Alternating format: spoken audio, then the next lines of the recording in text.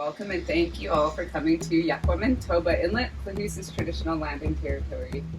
So again, my name is Cheyenne and I will be your grizzly bear guide for today. So just going to go over a quick orientation, the do's and don'ts of the tour. The first and foremost is I ask of you guys is your patience. This is a wildlife tour. It is not a zoo. We will be the ones in the cages and the bears will be out roaming around in their natural habitat.